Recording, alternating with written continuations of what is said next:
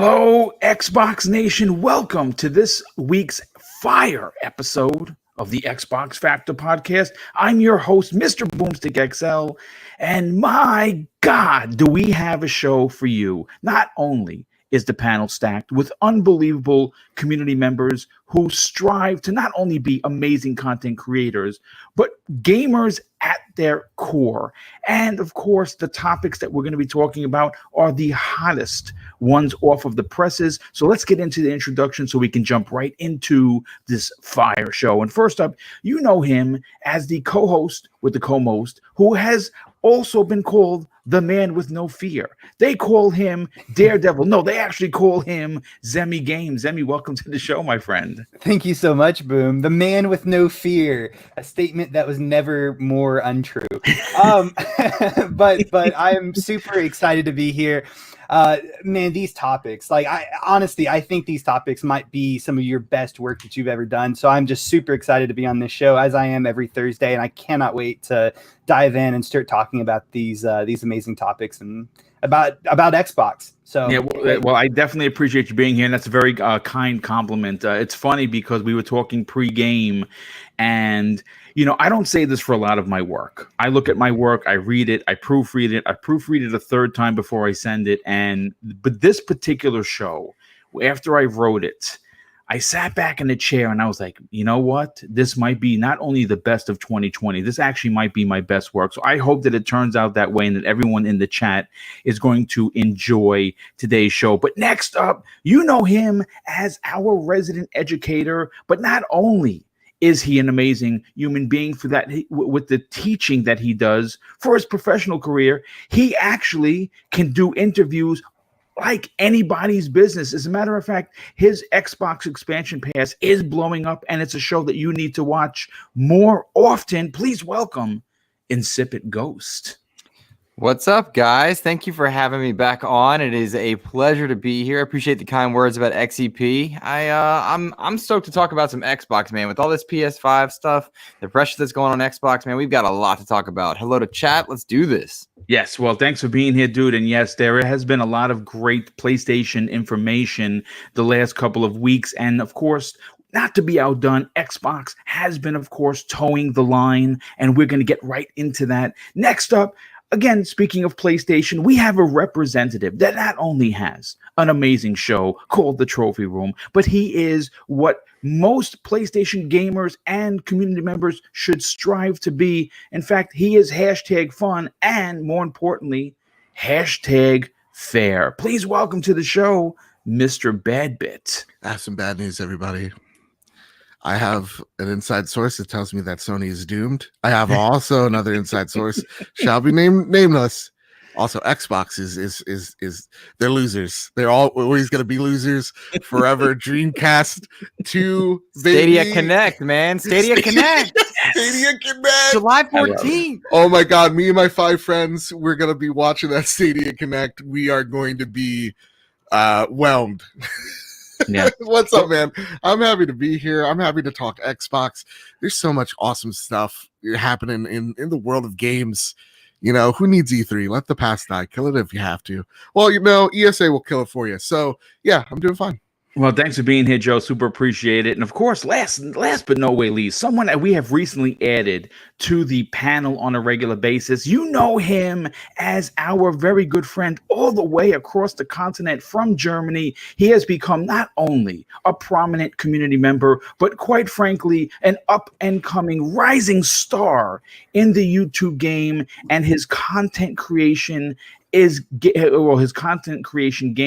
is increasing each and every week. Please welcome Archimedes. Yeah, thank you, Boom. Thank you. Man, I really need this show today. I actually had the day off tomorrow because, The Last of Us 2 day, and that got canceled today. So I have to go to work tomorrow. So I need some positivity right now. And the show today is awesome. I can't wait to talk Xbox. Let's do it. Well, you know what? Before we get into the first topic, which is a beefy one to start out with, I have to thank a couple of people. First of all, Ace Junkie not only was here, one of the first people here in the chat, he is kind enough to drop an outstanding $5 super chat and says this: "We are all gamers, no matter what platform. Boom, always great content." Well, thank you for the kind words. We also have a new channel member to, of course, Double Barrel Gaming in the form of the Board Game Renegade. Hey, dude, first of all, thanks for being here, but more importantly, thank you for your outstanding generosity and becoming a channel member, and of course, a very good friend of the show. You know him as Y9 Power. He's here. Thank you for being here, dude. He drops a very generous $2 super chat and says this: "I think pressure on Microsoft is a good thing," and I would agree with you. And we're going to get right into that particular one a little bit later on in the show. But look, last Thursday, Sony Interactive Entertainment, SIE for short, had their E3 2020 briefing that yielded many surprises in the form of huge first-party titles that included Spider-Man Miles Morales, Gran Turismo 7, Ratchet and Clank, and Blue Point's Demon Souls. Of course, along with those big AAA titles, they had a tremendous amount of smaller single A and AA games that many people, including myself, are going to be very excited to play. And as impressive as that show was, which of course included a total of 28 games, it was actually the presentation that had everyone, including myself, talking. Now, in typical PlayStation fashion, Sony provided a show that was high on production value and seemed like they were unfazed by the current global pandemic. Now, sure, Digital Foundry has confirmed that many of Sony's big games were running only at 30 FPS. But again, I just want to stress that, does it really matter when they look that good? It doesn't to me, but everyone's opinion is different. Now, the hour-long presentation certainly, quote unquote, did its job to sell the gaming community on the next generation of the PlayStation brand. And in the end, the production value is really what took front and center stage, in my personal opinions. Now, obviously, we got a chance to see the PlayStation 5, what it looked like. A lot of people are on the fence, including myself. I don't really dig the design. I think it's overly large. But, we're not going to get into that. I want to turn the head of this monster topic back to, of course, why you are here. And that's to talk about the Xbox Series X. And in my opinion, I think Sony has drawn a line in the sand, daring Microsoft to cross it. And though, don't take my word on it, let's bring up some quotes from a very good friend of the community. You know him as Clobriel, and he's recently spoken about the Sony show. And here's what he had to say. And I think it was a powerful statement. He says this. Let me phrase it this way. If Xbox Game Studios doesn't surpass the first-party stuff shown today, as a motorcycle runs by, you can hear that. That's actually just the raw power of the X. Well, hopefully it's not that loud. Let me start over. It says yes. There is breaking news about Cyberpunk. Okay. After you do this one, I want to put your heads up. I'll put a link in.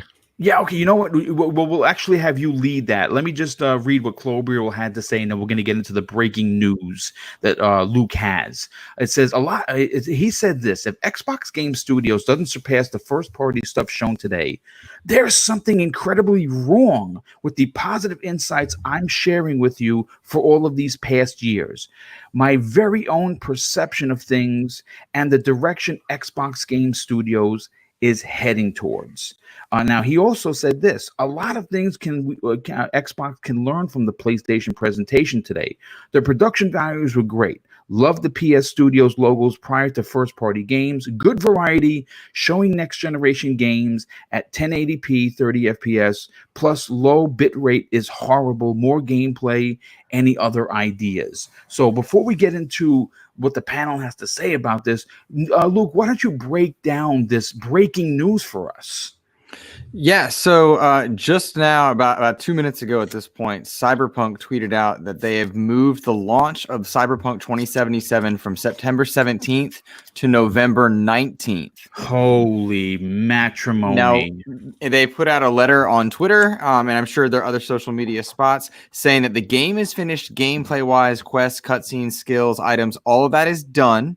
Night City seems to be done, but they want to continue working on the systems that interweave it, work on balancing and cleaning up a few of the bugs. So it's moving for roughly 2 months and 2 days there.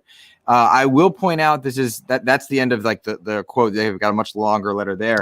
I will point out now from me and to the panel that moving to November 19th seems to put it right around the time that these next-gen systems would theoretically be launching. That's a week or so prior to Black Friday in America. And I think that's a big marketing window to occupy to go alongside those systems. But yeah, Cyberpunk delaying 2 months, it looks like, to clean up bugs and whatnot. Good news, because ready when it's done is kind of their mantra, and I like that. But that's a big deal. You know what? Look, again, what could you really say about it? I mean, CD Projekt Red literally not only can do no wrong, but when they put out a game, it is of the utmost quality. So all I'll say in regards to this breaking news, and Luke, thanks for bringing that up, dude, because I'm watching the chat, watching the stream, and reading off the teleprompter. I would have never saw this, so good on you for checking that out, for bringing that up. Listen. Is it disappointing? Sure. But does this, again, we're going to bring this up probably next week, but I'm going to just say it out and get people's minds thinking. If in fact this is true, does this go with the fact that there's been rumors for months now that Cyberpunk 2077 is day one in Game Pass? For the Series X. No, I got $50 riding on that. I saw that. I saw that you do, and you know what? We don't know. If nothing else, this saves a lot of us from having to make a terrible decision on if we're going to buy Cyberpunk for the Xbox One or if we're going to wait for the Series X. It's I've already seen definitely played now on the Series. So I'm happy either way. Yeah. All right. Well, listen. You know what? Let's get back to the crux of this particular topic, because obviously that is. It's sad news, but it's news that I can wrap my brain around and simply understand, because it is CD Projekt Red, and if they say they need 2 months, we're going to give them 2 months. Not that we see the bright side here. Yeah, with Cyberpunk being delayed, we all have enough time to play Kingdoms of Amalur again. That's true. Well, there you go. And that's how you do it, Archimedes. Also. That's why he's on the panel. Marvel Avengers must be having like the biggest sigh of relief that it does not have to go head to head with Cyberpunk, man. They don't need to be, because that's character model faces still scare me. They haunt my nightmares. Let's give them a chance. It is the A team at Crystal Dynamics. You know what I'm saying? They did do Rise of the Tomb Raider, which is still one of my favorite and best looking games on the Series X, on the Xbox One X. But you know what? Look, let's get back to the statement that Clobriel made, and I'll say this: it's a bold statement, and I want to discuss it. I want to discuss it because in no way, shape, or form am I, or have I been, or am I becoming an alarmist, or alarmist type of content creator. But I want to stress that Jarrett West, Phil Spencer, Cindy Walker, Aaron Greenberg, and of course Matt Booty cannot present and deliver anything short of what Sony pulled off. It needs to be one bomb after another. We cannot have $5 cameras. We can't have $2 mics. We can't have refrigerators that say Xbox Series X on it. We what we want. I mean, listen, I'm all for levity. I'm all for laughing and having fun. But I'm also a diehard gamer who has been supporting the Xbox brand since its inception in 2001. And I have been a fan ever since, and I will continue to be a fan. And I think that, for someone who has been doing content creation, this November would be 3 full years. I have been supporting this brand publicly, and I will again continue to do so. But I have been on the fence many times where we say keep waiting for an E3. Well, wait for the next E3. Well, we can no longer wait, and I don't think Microsoft is going to make us wait. But with that said, I'm interested to hear not only what the chat has to say, but of course the esteemed panel. And I want to know, how important is the first party July showcase in your opinion? What weight must be on Microsoft's shoulders to deliver? And I'm going to start with Zemi. Zemi, obviously, a lot of people walked away from May 7th with their second and third party games disappointed. You and I were not two of those people. In fact, we really enjoyed what we saw, because at the end of the day, I don't play, pieces of plastic. I actually play games, and there were a lot of games shown there that I am very much looking forward to. But now we're talking Microsoft first party. Now we're talking Halo. We're talking Fable, Perfect Dark, a bunch of other surprises, new IPs. More importantly, what are they going to show? But how important is this event? Well, let me start off a little bit by just kind of talking about the Sony show, because I think it's a little hard to talk about what I think Xbox should do or the importance of it, while not also kind of mentioning Sony in the least bit. Like, I really, really like the Sony show. And I think one of the strongest aspects of that show is that it was pre-recorded content, right? Which is something I would really like to see Xbox do. But with Xbox being that community focused, like really liking the live stream interactions and stuff like that, I don't really know if that's what we're going to get from them. I have a feeling that we're probably going to see what we kind of saw before in the previous show, just more redefined. And then with the PlayStation show, I thought that the pacing was a little bit slow with all of those 3D animations that was leading up to, the showcasing what the console looked like. The few seconds intermissions. Absolutely. Okay. I thought that really, really slowed down the show. And in Xbox's last show, I thought the pacing was pretty good, but they could honestly maybe make it even better. And then also with the PlayStation show, I thought that there was a tremendous amount of indies, and I really like indies. I thought that kind of slowed down the show as well. In a similar way, how that kind of somewhat slowed down Xbox's previous show. So I think going into this new show, it's very, very, very, for the July event, I think it's very important that Xbox makes sure that the quality is there. If they want to do live streams, live content, then make sure that they get somebody in a studio. Maybe it's only, one guy on stage talking about what's coming up and what's coming next and all this different stuff. And it's, one or two camera guys and they're all staying 6 feet apart or something, I don't know, but make sure that it's actually of quality and show us all of these amazing games. And I think it's very important that Xbox shows us these amazing games now after what Sony just showed us. We need to see Halo, an up close and personal look at Halo. Maybe show us some of show us some more of Hellblade, show us Fable, show us Forza, maybe give us an eye in on what Obsidian is doing for their next RPG that is all rumored about. And then if Welsh was here, he would definitely agree. What the hell is the Initiative doing? Show us that. Give us all of these games. Make sure that the pacing is perfect. Sony did, there were some things in Sony's show that I did not like. There was certain things I really, really did like. And I think it's very important for Xbox to really decipher what Sony did during their show and take some of those good, parts and implement it into their show. And that's kind of the benefit of getting to go, I guess, after Sony, Yes. Showing their games after Sony showed their games. That's really the benefit that they have. But I think it's very important that they definitely jump in. They show, everything that they're willing to show us. Like, give us something that, I'm not going to want to leave for my pee break, mid show. Like, I'm going to want to stay throughout the entire show because every single thing I'm seeing is just banger after banger after banger. So no bug snack. Yeah. No bug snacks. Yeah, we Yeah, don't want no any bug bug snacks. snacks. Yeah. I just want to see nothing but just amazing game after amazing game. Fantastic trailers. With Halo, we've kind of already talked about this. I really want a large Halo segment, with developers maybe talking over pre-recorded gameplay, telling us about the game and different really, really interesting, points about the game, like maybe some changes that they made to the gameplay and why they made those changes. I don't know. I really want an up close personal view of Xbox's, premier first party lineup going into the next generation. I mean, listen, you make a lot of points and a lot of great points on top of that.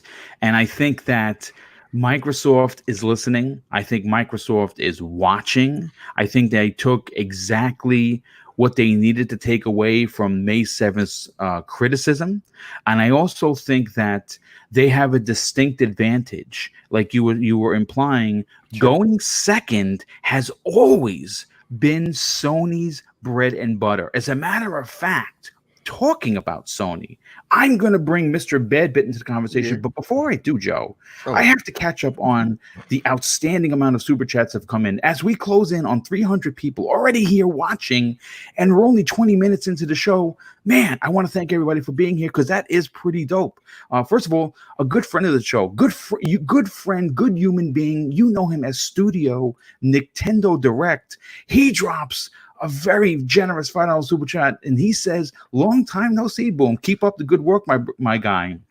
And yes, Nintendo, we got to get you back on the show. Certainly miss because everyone thinks that he's just like a diehard Nintendo guy. He's actually a diehard Xbox guy, but because he has Nintendo in his name, everyone says, "Oh, he's just a Nintendo guy." So just check out his channel because he does not only great content, but he is a master musician when it comes to making original music, video game based music. Regulator 951 drops an outstanding $5 super chat. Thanks for being here, dude, and of course, thanks for your generosity. He says, "Did you guys listen to the GTR podcast, the interview with Tom Warren? He thinks that the XSS will be a monthly service like Xbox All Access." The Xbox. What's XSS? I don't know. Series S.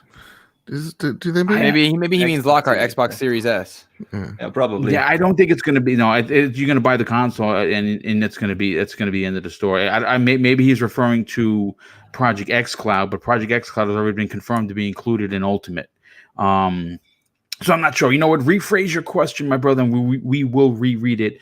A very good friend of the show, a very generous friend of the show, Sin Vendetta, is here. Thanks for being here, my brother. He drops a $5 super chat and says this: "Okay, CD Projekt Red might as well say that Microsoft has purchased them and that Cyberpunk 2077 is going into Game Pass day and date." And that would listen, people can dream, and I'm certainly not going to stomp out on your dreams because, quite frankly, that's one of those things that would break the internet. But Mariano Pampa drops a $2 super chat. Hey, Mariano, thanks for being here. He says possible link to the Xbox Series X release date. I don't have a link because there's been no.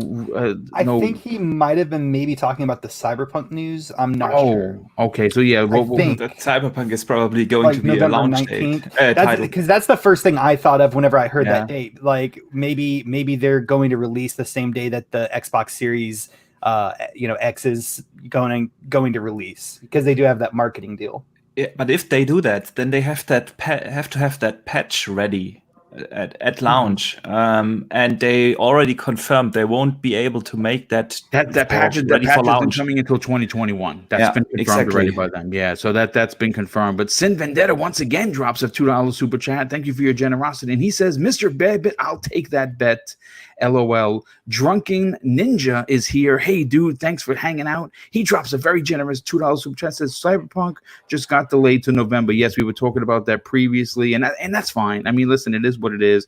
And Chaos Might drops a very generous $10 super chat and says, "I would like either Microsoft to have 2-day event or a 4-hour event. First day of the show, the game trailers. Second day of the show, gameplay throughout the day of the majority of games." That's actually not a bad want, to be honest with you. But Joe, let's let's bring you into the conversation because you and I obviously have had high regards and high marks for Sony's show. And we also have big opinions on what Microsoft needs to do. Now, going second, like I was saying before, is a distinct advantage on many levels. How do you think Microsoft is going to take advantage of going second? Are they bringing all of the big guns? Oh yeah.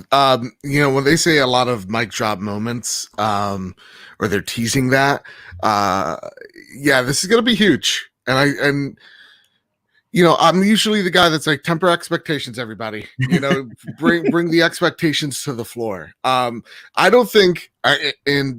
I think Sony and Microsoft are reacting to each other in not the big ways, but in the smaller ways. So like when Sony put out, their event, Xbox made sure that every game that was third party, they mentioned it on Twitter, or what they even did, which is super sly, which they did a lot of SEM where they were buying out so many slots on Twitter and Facebook during this whole week so that you wouldn't forget Xbox existed while all the PlayStation information was hitting the floor. So they react to each other in very small ways. I don't think Xbox looked at this event last week and go, oh shit, guys, next month, can we do what they did? Hey, get a teenager that's good at Adobe, and make us some weird transitions. That's not what Microsoft's about. I think, just like with these consoles, they knew exactly what they were going for a year before this reveal happened. They had an idea, at least a blueprint of how this show is going to go on. Now, with COVID happening, they had to improvise a few months out, but whatever the show was going to be, it will be in July. It's little to do with Sony, more so with what they have. And that's the thing that excites me the most, even as a PlayStation gamer who absolutely loved this event, actually watching it over again, and even watching the Digital Foundry video where they all came out very impressed with what they saw. Yeah, I'm in on the PlayStation 5 launch. I'm excited for what Microsoft has in store because there are, just thinking about it, they've had this whole generation, they have to play a little bit of catch up, but at the same exact time, over the past like 2-ish years, it hasn't been the heaviest content from Microsoft, right? Especially this year is a little bit dry, and that's for a reason. There are so many studios that Microsoft has acquired that are just right now working on the Xbox Series X, the next generation. And also, of course, because it's first party, it'll be in the current gen too. But you have so many studios working on new games that there is no way they're not going to have a huge slew of announcements from just their first party alone, let alone the rumors of the WB possible acquisition, which would be that is, to me, whatever. If that event were to happen, and I'm not here to say it is or isn't, but if it were to happen, it does not matter how fast this console is or how powerful this console is. It now has a new group of studios that is literally, it ends the conversation Microsoft has no games just immediately. So there are a lot of surprises that not even we think are going to happen, that are going to drop, that will drop. No doubt we're going to see Halo. No doubt we're going to see Forza. No doubt we're going to see, Fable. But we are going to see what Obsidian's working on. We are going to see what Ninja Theory is working on, or Compulsion, in Exile. Even if these games are a couple years out, Microsoft is about to throw the kitchen sink at Sony to see how they react to them. And so that's the thing, is I want to see what Microsoft does here in terms of their games, in terms of the pricing of the console. And they are extremely competitive. And we're at this point, and this is what's so exciting, is Sony's at the strongest place they've ever been. Right? No matter how many people on the internet try to tell you otherwise, they're in a great position. Microsoft is also in a place of resurgence. Yes. And they are thirsty. Yes. And so you're going to see these two companies fight for each other over stuff we've never seen before. There's been even like just over the past 24 hours about smart delivery on both systems. Like, you're going to see these companies in real time react to each other in really small and unique ways. So I want to see how this event will then affect Sony's little smaller event that they have planned in July, their services and hardware of reveal. So to me, or event. So to me, it's gonna be really awesome to see, and I no doubt we're also gonna see indies as well. And I'll end on this point. I want the Xbox show to be exactly like what we saw with PlayStation, even with the weird transitions, because those transitions are meant to break up the games shown and also to reset expectations. And So give you time to tweet about it. That gives media time to like say something. Yes, absolutely. So it also foreshadows something big's coming in the end. Yeah. Well, I mean, first of all, I mean, definitely a great addition to today's topic, Joe. I mean, you really, in my opinion, completely knocked it out of the park. And I think you really touched on everything that is important for Microsoft to have a ton of, mic drop moments. Real quick, Chaos Mike drops an additional outstanding and outrageous, in my opinion, $10 super chat and says this, or 4 hours of game trailers and 10 to 20 minutes gameplay of majority of the games, then drop game demos on Game Pass to feel like you're at E3. Yeah, I mean, a lot of these games are going to be a little ways out. Yeah. So I don't necessarily know if we're going to get any demos per se.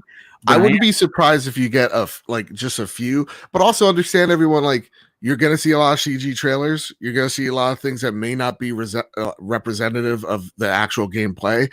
That is, to an extent, fine, as long as the gameplay that they're showing you does at least highlight what this console is capable of, like the Ratchet and Clank trailer did for PlayStation. No doubt we're going to see that for Halo, and no doubt we're going to see that for Forza as well. Yeah, no, and that those again are certainly expected. Someone that's I don't think I've ever seen the name before, and I want to say welcome, Connor Gilliland. He asked a question. Said, "Do you guys talk about the rumor of with Xbox bringing mic drops to their July event?" Now, here's the thing.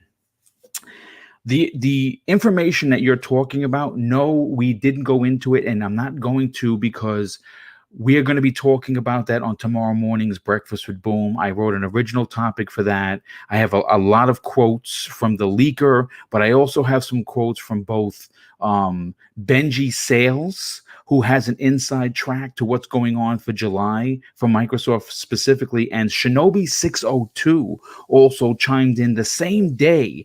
So I have some quotes from all three of them that we're going to break down on tomorrow's ridiculously a large Breakfast with Boom that goes live tomorrow at 10 a.m. So we're going to go into more details. What we're talking about right now is what Microsoft needs to do to respond to Sony's very well and detailed E3 level show. And we're going to get right into it again with, of course, Luke. Luke, listen, you and I and obviously the rest of the chat and the panel, we saw what Sony did, and quite frankly, it was impressive. It was impressive because to me it seemed the production value seemed very atypical in a good way of what we get from Sony. And this was in response to the cries of outrage, I should say, that people walked away from the Microsoft May 7th event. Now, again, I thought it was a better show than people are giving it credit for, but that's just my opinion, and that's fine. But Microsoft obviously knew what they did wrong. They heard from the fans what they didn't want and what they do want. They saw what Sony did, how they had those breaks with the floating X's and the O's and the squares and the circles, right? And they and everything just seemed to work seamlessly. Now, again, I did have some audio cut out on my end, but you know what? It is what it is. I watched everything in 4K afterwards, and it was great. For you, as an Xbox gamer, and more importantly, a content creator who actually talks on a weekly basis about Xbox, two questions. One, how important is it for Phil Spencer to respond to what Sony did? And what do you want them to do to counter Sony's very well done show? It is It is as important as anything Microsoft has ever done. This is a key to their entry into next gen. And you could make an argument that the Game Awards was also that case. This is their most important show to date and to the future of what Xbox is going to be going forward. And that's not inflammatory or exaggerant in any way. I thought they did a very good job at E3's prior, but the generation's narrative had already been written. This next generation's narrative has not been written. We saw them in the last few years go out and buy those studios for a reason. The reason they're in the conversation for the WB acquisition is because it's something that they would do to bring content to gamers. We've seen them take their hardware very, very seriously. They simply lack the games as the narrative is. You could put out 100 different games a day on Xbox, but until they have the banger that competes with God of War, Horizon, etc., in terms of quality, that will be the narrative. And so this is as important as anything that they have done to date. Phil Spencer and his teams responding to Sony, I think, does happen. I think it happens less than we might say it does or think it does. A lot of these scripts are written so many months and in some cases years out, for sure. I think the production value of that PlayStation 5 presentation was fantastic, and Microsoft needs to match it. I enjoyed the janky, fun nature of the May 7th one, or it was May 7th. Yeah, it was May 7th, correct. Yes. I enjoyed the refrigerator thing. I didn't like the camera, but I like the refrigerator joke. I enjoyed that humor. They ruined themselves with the gameplay mantra in that. Yes, the word gameplay really put, you know what that did? It painted them into a corner. And it's a product, I think, of an aging PR team that might need to step aside or adjust some of their marketing, allow for new voices to be speaking for the brand. I'll step up. I'll be that Aaron Greenberg. You know what, Bit? Yeah. Okay. Cool. But I do think that's part of the issue. I liked that May 7th approach, but for this caliber, what they are saying, whether it's the narrative, Microsoft didn't say mic drop moments. That's what we're hearing from people kind of around that situation. But they need those mic drop moments, and the production value needs to match those moments. They've already shown the console, so that's not really up for it. Lockhart could be a discussion.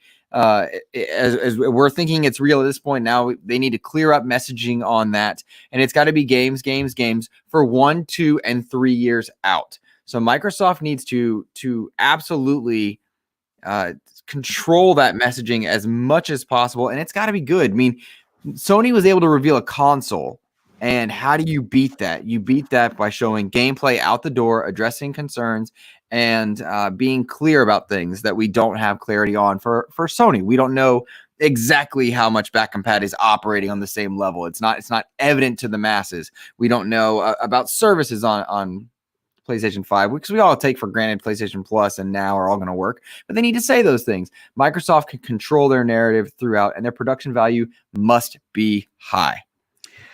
Well, listen, dude, you know what? First of all, if anyone from Microsoft is listening, and I believe they are, okay, hire this man immediately. Pull him out of education and have him run your marketing team, because that is how you mic drop. No, dude, pick me. Luke already has a job, and he has tenure. I don't have any of that. Yeah, you know what, Joe? We'll bring you in also. You just won't have the same salary as, me and Luke. We'll bring you in, and we'll also invite you to the meeting with Corey Barlog. Listen, all I want is a hot meal and a cot, and I'm good. Well, listen, this has been a great topic. The next one is even bigger, because we keep talking about the WB acquisition. I said acquisition. And we're going to get into that in a second. But we do have a very good friend who has joined the panel in Archimedes. But Archimedes, I'm going to come to you because I want to hear not only what you have to say, but you did a video on your channel talking about the same subject. And I want to get you to break that down as we close in on 400 people already here. But I want to catch up on some of these super chats once again. First of all, our good brother bringing us back to church once again, Smitty Smith, drops an outstanding and very generous $5 super chat and says this: salutations, gentlemen.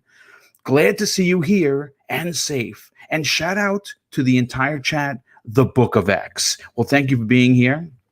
Once again, Sin Vendetta continues to show his outstanding and unmatched generosity with an additional $5 super chat and says this: I just want either Sony or Microsoft to announce price already so we finally know what we need to save. I'm ready over with this stare down. And guess what? Tune in tomorrow morning because I got some pricing information from a leak that we're going to be talking about, and the numbers that they are talking are going to completely not only melt the internet as we know it, but completely just you want to talk about mic drops. You want to talk about something that is just, it doesn't even seem feasible. Tune in tomorrow and we're going to be breaking that down. But I have to thank a couple of big people because a couple of really big super chats have come in and they are most impressive. First of all, Michael B drops an unbelievable $50 super chat and says this: they need to fix Forza. It's a licensed product for I guess it's Fanatec, or maybe a Fanatic. I spend 2,000. He says I spend 2,000 on Fanatec DDR and RIM. I boot up Forza and am heartbroken on how poor the force feedback is. Microsoft should be embarrassed for that. Rumors for next generation, for next one promising Mr. Boom. Yeah, you know what? I agree with you. I know a lot of people. Listen, Forza Motorsport 7 did well, but there were a lot of complaints with that particular game, and I believe that they need to do stuff with the force feedback. I believe that everything that you're asking for, that team is going to deliver, which is why they took an additional year. That's why we didn't get one last year. Motorsport 8, by all rights, should have been out last holiday. And it wasn't. And they waited until the potentially, okay, we don't know for sure, but potentially the release of the Series X. And I think that we're all going to be honestly not only blown away by the graphics, but by the nuances of what makes Forza a great game in the force feedback, especially in the control and everything, that all the tuning and everything that comes with a game that stout. Regulator 951 drops a very generous additional $2 super chat and says this: Phil's 30-year pick shows that Phil is back to work. Yes, that's a great point.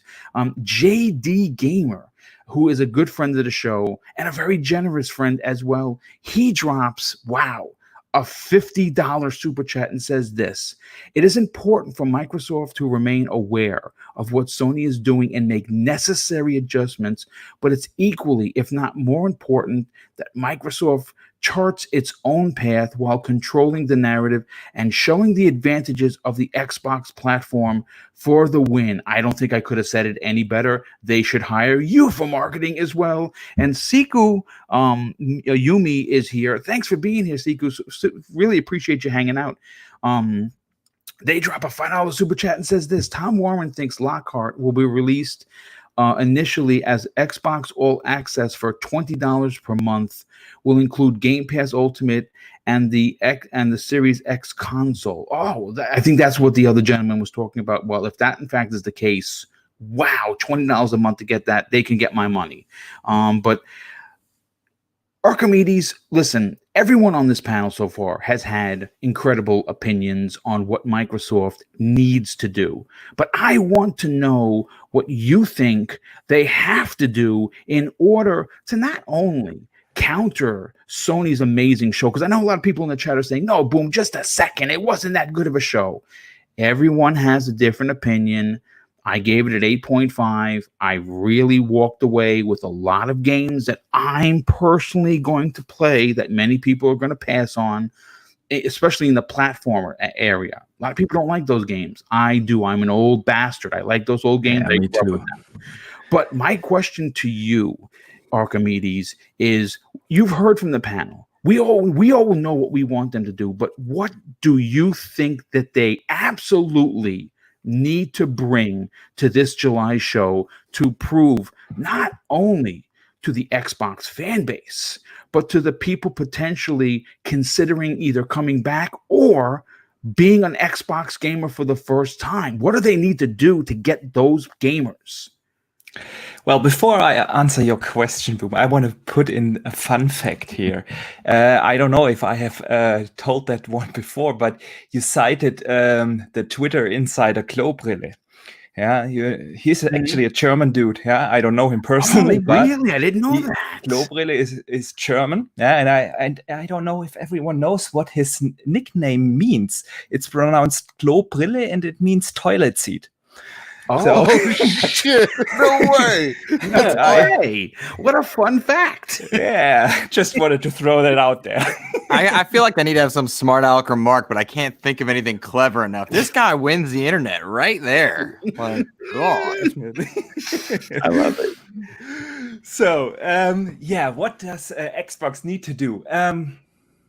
We have heard a lot of fantastic points there. I mean, when it comes down to what you need to do to win gamers over, you need to show them games. Yeah. You need to show them or give them an idea why you should invest into the ecosystem. And you cannot do that with your games that will be launching in the next 6 to 12 months. You need to give an outline. This is what Sony has been doing for so long now. I remember the when they announced Death Stranding, yeah, with a CGI trailer. At that point, they didn't even have an engine for that game. Yes. But they gave an outlook on what's to come on the system if you invest now. And this is definitely one thing that Microsoft should do. Show us the games for the next 3 years or so. And I mean, there is a lot coming in the next 3 years, if you think about it, with 15 game studios, yeah, and most of them all have 2 teams, yeah. So they have a lot in the pipeline, and show us that pipeline. This is the first thing. In the way how they should present it, I really liked the way how Sony did it. It was a very high quality production value that they had in their show. The trailers were really good. I know a lot of people that didn't like the animated X and O's in between the trailers, but it gave the show value. It made it classy. I'm going to be honest. It classy, exactly. So they need that kind of look. I also actually liked the Eric Greenberg show with the refrigerator. I don't mind seeing those people on camera or in their homes, but it needs to show professionalism a little bit more. If you want to win the media over, you cannot scream into the camera, yeah, now is the time to get hyped, and then only show AA games. This is just a little too overhyping everything. And this is also something that is my biggest issue with the Sony event. They have shown a lot of great games, a lot of AAA games, yeah, but we didn't get the next gen feeling, and that is what they have been promoting. And I have to hold Sony to the same standard than I hold Microsoft to, because Microsoft's problem was they advertised the event as the next gen game reveal with gameplay. Yes, and great point. And nobody is talking about that with Sony. But I have to hold them to the same standard, because Sony advertised, we believe in true generational leaps. We do games that nobody has seen before, and that's why you don't get those games on the PS4. And this was their tagline and their promotion line the whole time. Before the show, even during the show, Jim Ryan said that exactly. I put it in my video, on my summary video out of the event, and I didn't see that. I didn't see the generational leap. I saw some fantastic looking games that I'm really looking forward to play, but it wasn't next gen games. Yeah, maybe except for the little parts in Ratchet and Clank. And this is what Microsoft needs to do. They have to show something that wasn't possible or isn't possible on the on the Xbox One today. Yeah, they have to show not just beautiful looking games. Show us something down the line, 2 years, 3 years from now. Yeah, a game that is not possible today. Give us a reason. Oh, okay, I will never be able to play that game on my One X. So I can invest with good faith into the new ecosystem. That that customers are not used to have right now, because a lot of the regular customers, the casual gamers, they are not invested in the Microsoft ecosystem. If they are invested in gaming, they're probably more likely invested in the PlayStation brand, especially outside of the US. Yeah. Here in Germany, the PlayStation outsold the Xbox 5-1. So Yes. Mhm. yeah, and you have to bring those gamers in, and with that, and for them, smart delivery is a nice thing, but nobody wants to buy now an Xbox One X. If you know next gen console is on the horizon, but if you don't know about what comes with your investment in the new gen, you're not going to invest in it, and that is exactly what they need to do. Show us something that is not possible today on the consoles. You know, I want to just touch on that particular point, and I want to just add to that what you said. The one thing that Sony is notorious for doing, and they're masters of manipulation, and I mean that in the best way possible. I don't mean that in being derogatory. They know how to sell you hope. That is one thing that Sony did extremely well this entire generation. You got to remember, if you go back to E3 2015, most Sony diehard gamers, including someone like Game Over Greggy, right, Greg Miller, and his team over there, which I really like their stuff. I haven't watched it in a while, but I do like their enthusiasm, even though they're mostly Sony. I do really like what the production that they bring to their stuff. I've been a fan of his for many years. They called that the year of dreams, right? 2015 was the year of dreams because they showed games, even though games that we wouldn't play for 3, 4, maybe even 5 years. They made people leave that particular E3 and immediately go out and buy a PlayStation 4 because they sold them hope. And how do you sell hope? You show games, even if games are 2, 3, 4, even 5 years out. And I agree with you 1000%. I think Microsoft needs to not only do that, they need to show us what we're going to. There's a fine line that they're going to be walking in July.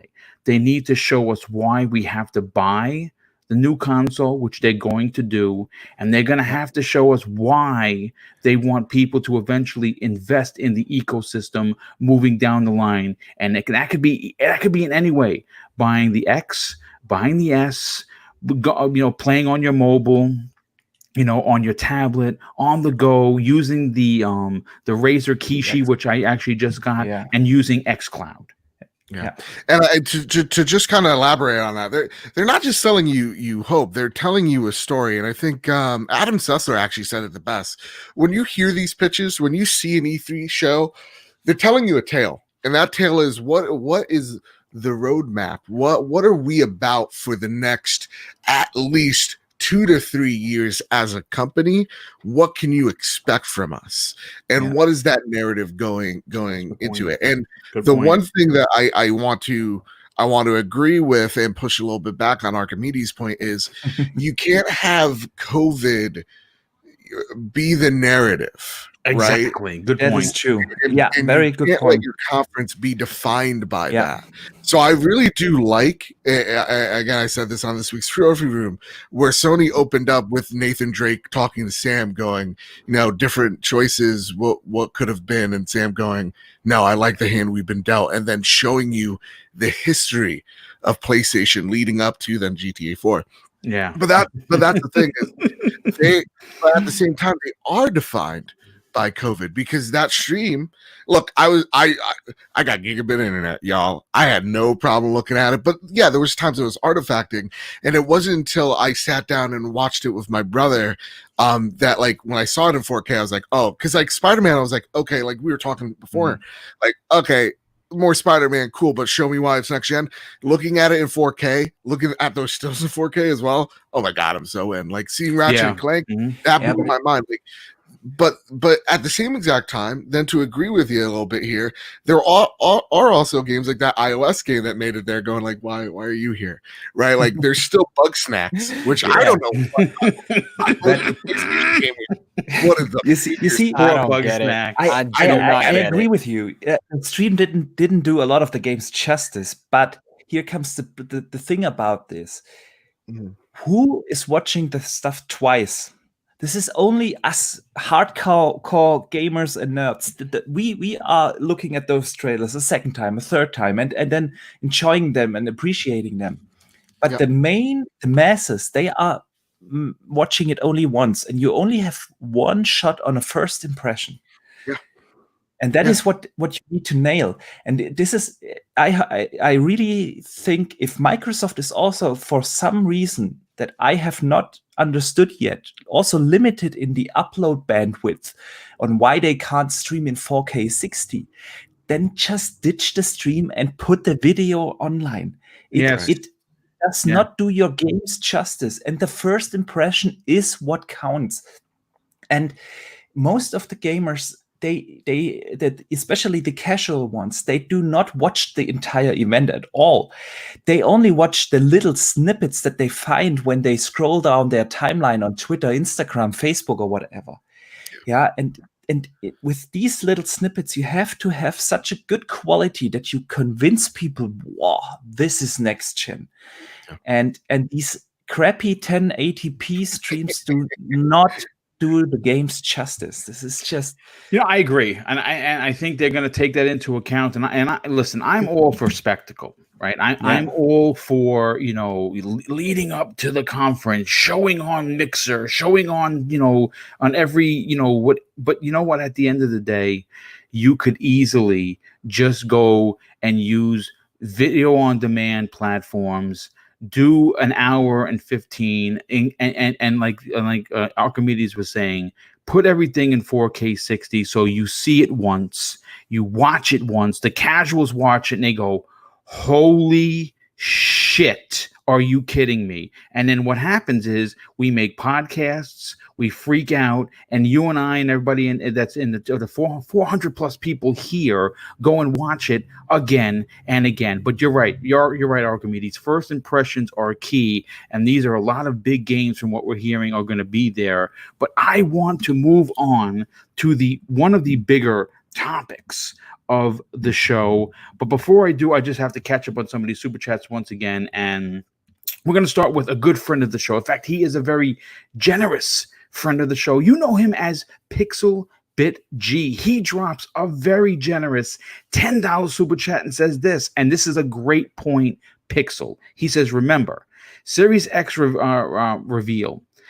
That is what the new show should look like, and 1080p 60 or more. Also, facts, Archimedes, Sony showed one game that I think could not be on the PS4 minus a quarter ray tracing light. Great show. Well, thanks so much for the super chat, and of course, thank you for the amazing words. Apex 2020. Hey, dude, thanks for being here. He says, "Hi, if Microsoft acquired any new studios, should they announce it at the July show?" Look, I'm going to say this. We're going to get into what we think is going on, and it's going to completely blow your mind. And once again, Sin Vendetta, my God, he shows his generosity with an outrageous additional $20 super chat and says this: just wanted to remind everyone that the reason why Microsoft never gave a roadmap during this generation was because they didn't have the first party games or studios to do so. Now with all of the studios they have, now they can. And that is a freaking great point. Now, here we go. There are moments in time that when you look back at these moments, they're either going to be great successes or huge misses. And when talking about video games in general, there's one particular moment for Microsoft and Xbox that, in my opinion, is one that still hurts. And I'm talking about when EA purchased BioWare. Now, considering back then how many incredible titles that were released for the OG Xbox from that team, which included Knights of the Old Republic and Jade Empire, just to name a few. And of course, then they had the Xbox exclusive for the 360 in Mass Effect 1. And it kind of seemed like a no-brainer that they would eventually become a first-party studio because they were making games exclusively for Microsoft's platform. Now, listen, we can talk about BioWare, what should have happened, what could have happened, where they are now. Are they even a team anymore? 90% of the original team is gone. People are crying in coffee rooms and break rooms, and Anthem is never going to be the same. But we're not going to talk about that. What we're going to talk about is what's been shaking the core grounds of gaming, and that is the rumor that AT&T is going to sail off. And it's not even a rumor, folks. It's been talked about in big circles, even the smaller ones, that they want to get rid of WB Games. And you say, well, wait a second. What does that entail? What does that mean for me as the gamer? Well, let me break it down for you. What's a part of WB Games? And these are the studios that are part or eventually are now going to be sold off, whether that be individually or in one big lump sum. NetherRealm Studios, you know them as the makers of Mortal Kombat. TT Games, they make all of the Lego titles. Avalanche Software, which is a fantastic, smaller developer, but fantastic nonetheless. Monolith Productions, WB Games Montreal, WB Games Boston, and of course, the monster of all of them, Rocksteady Studios.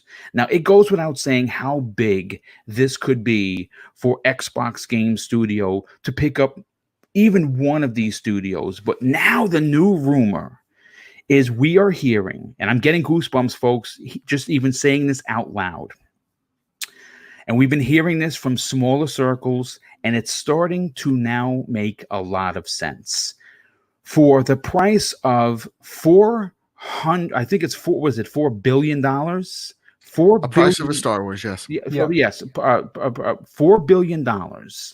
A said company is going to be the owner of all of these studios. Now, I don't know if there's anything in the bylines that said that they're going to sell these studios off separately. I don't think so. I think it's a one big package for you, and the few companies that we don't really want to get a hold of these studios, or of course any of the IPs that we've heard about, is 2K Games has showed interest. EA has shown interest. That's a big boo. And the worst of them all is Activision. But in the last 3 days, Microsoft and that monster company has now apparently thrown their hat into the ring. And look, it goes without saying how monster of a deal this would be. Simply put, adding all of these studios to Xbox Game Studios would increase them past 20 plus studios making games. But more importantly, you would have unbelievable amount of talent making games for what is, in my opinion, the most important thing for Xbox right now. And that is Xbox Game Pass. I understand people go, well, just a second, boom, there's a new console coming out. Folks, the console's important, but the services are why they would even make a move this big. Now, if you look back to what they did with Minecraft, right? They bought that company for $2.5 billion with a B. And do you know that they have made their money back probably 2, even possibly 3 times that amount since then, with the amount of copies that Minecraft have sold? It is ridiculous. And with the microtransactions and such of people buying outfits and different picks and all whatever they're going to sell, they've made their money. But look, calling this the biggest purchase of the entire gaming history as we know it might sound a little over the top to you.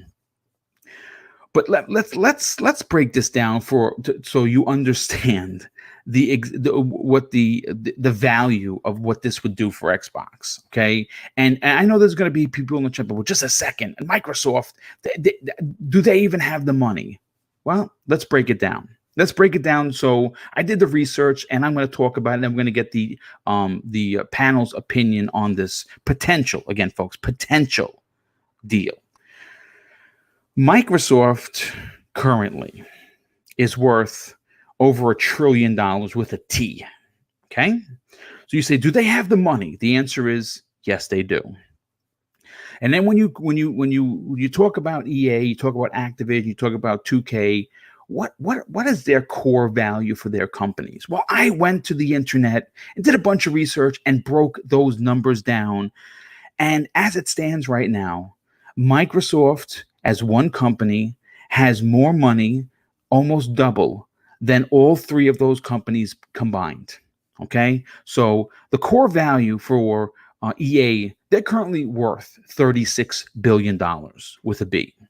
Activision is worth $22 billion with a B. And Take-Two Interactive is worth, and they're the lowest ones, $15 billion. You mush those numbers together, and you don't even get $100 billion. Microsoft is worth 10 times that at $1 trillion. So if there's anyone that could afford a $400 billion investment, it would be Microsoft. And obviously that money wouldn't be money paid up front. That'd be probably a good chunk of it would be, and it would be paid out over time or however they make these deals. But think about this for a second. When you talk about PlayStation now, you think Spider-Man. And Spider-Man is locked behind the PlayStation ecosystem, and people are pissed. See, I'm not, because I play multiple consoles, so I don't give a shit. But there are people that missed out on Spider-Man for a lot of reasons. They just don't want to buy a PlayStation. I hear you. Some people can't afford to support multiple consoles. I understand. But just take this. Let's go small here, and then I'm gonna let the panel attack this like a rabid dog who hasn't eaten in a week. Okay, if you had the potential to add Rocksteady Studios to your first-party production line, and somehow or another Microsoft made a deal with WB or now AT&T and said, "Listen, we want to license out that Batman character permanently. How many zeros do we have to do? Yep, write a check, Phil. Let's go." It would be the same principle as how Sony went to Marvel and said, "Listen, we want to license out Spider-Man. We have Insomnia Games that's going to do it. It's going to be an exclusive. What do you say?" They give them the thumbs up, and now you're going to have a second Spider-Man game in under 2 years.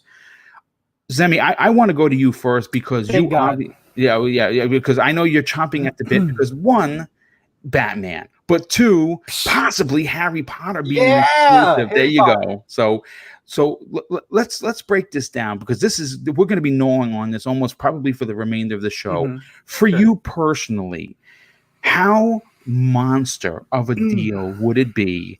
How backbreaking could this potentially be to Sony? And would this be the biggest industry move in the history of gaming?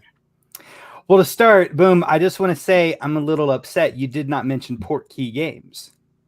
I apologize. Yeah, they make Harry Potter games too.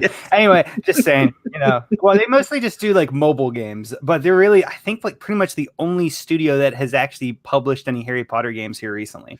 Anyway, I think this would be an absolutely incredible move. Let me just start off by saying that. But I will also say, and I'm sure a lot of people that watch the show frequently already know this about me. I do not like the idea of exclusive like console companies gobbling up beloved franchises. I'm definitely not a big fan of that. So this news is definitely, or this idea, this speculation is definitely very bittersweet to me. Because I just don't think it would be fair to have Sony users have to change their platform to play Batman or to play Harry Potter or to play Mortal Kombat.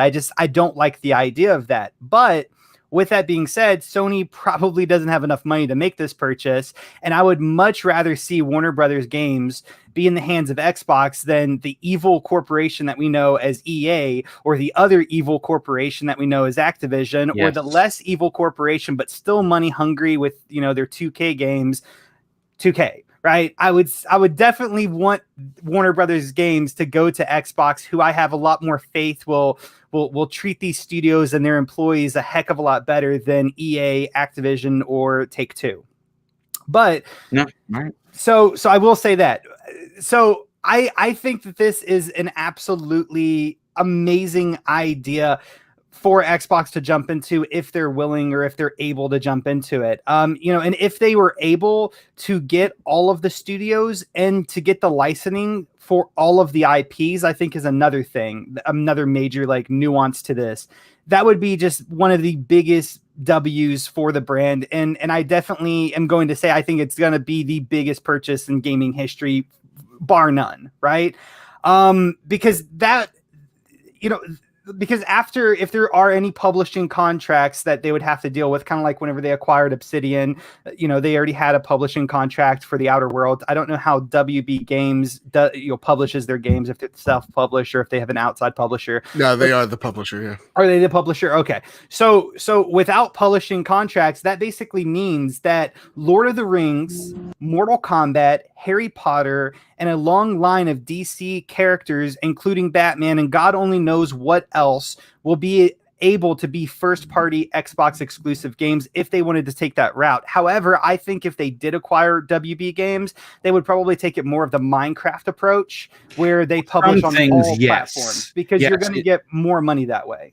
You know what? You bring up a great point, and I agree with you. Somebody in the chat, I think they said something to the effect that Microsoft could make games for other consoles. Well, they do that already. Absolutely. And I agree with you. Like, you wouldn't lock Harry Potter behind the Xbox brand, because that is a brand that would sell on multiple platforms. Absolutely. No, with that said.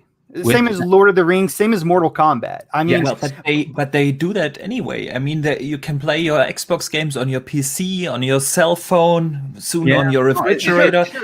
So even if they did lock down the IPs, the better part of Xbox locking it down versus Sony is that Xbox is more inclusive and available to a wider audience, whether you want to play on your smartphone, whether you want to play on your PC. Xbox puts their games on more things than just a box sitting in your living room. Yes, no, that's a great point. So I agree with you, Archimedes. Well, I'll say this.